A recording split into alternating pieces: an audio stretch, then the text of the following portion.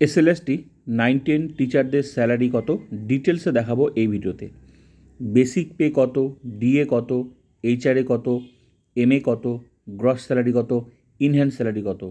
তো চলো শুরু করা যাক।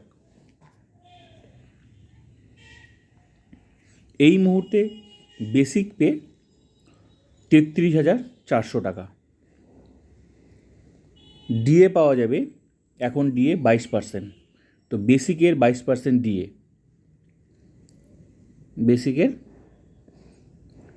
বেসিকের 22% ডিএ, তো তাহলে হচ্ছে 7,348 টাকা। আর কি পাওয়া যাবে? এইচআরএ পাওয়া যাবে। এইচআরএ হচ্ছে এটাও হচ্ছে বেসিকের।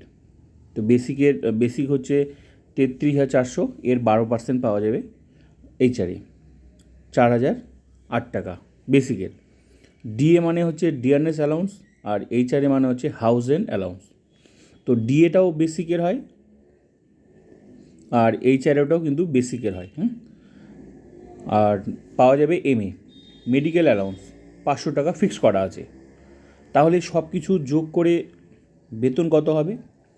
বেসিক, ডিএ 22%, এইচআরএ 12% বেসিকের, ডিএটাও বেসিকের, এইচআরএটাও কিন্তু বেসিকের। তো এমএ সব কিছু মিলে যোগ করে টাকাটা হচ্ছে 45,256 টাকা। তো এখান থেকে কিছুটা টাকা কেটে নেবে।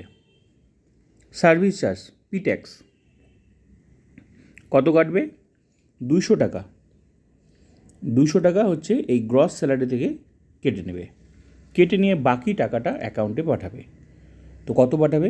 45,056 টাকা। এটাই হচ্ছে হাতে পাবে, মানে এটাকে বলা হয় ইন হ্যান্ড স্যালারি।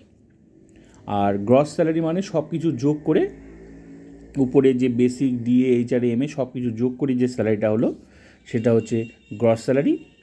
আর গ্রস স্যালারি থেকে সার্ভিস চার্জ, পিট্যাক্স যেটাকে বলা হয়, 200 টাকা কেটে নেবে। কেটে নিয়ে বাকি টাকাটা অ্যাকাউন্টে পাঠাবে, সেটা হচ্ছে 45,056। মোট কথা চাকরির শুরুতে এই স্যালারিটা কিন্তু পাওয়া যাবে। তো ভিডিওটা ভালো লাগলেই অবশ্যই like, comment, subscribe and share.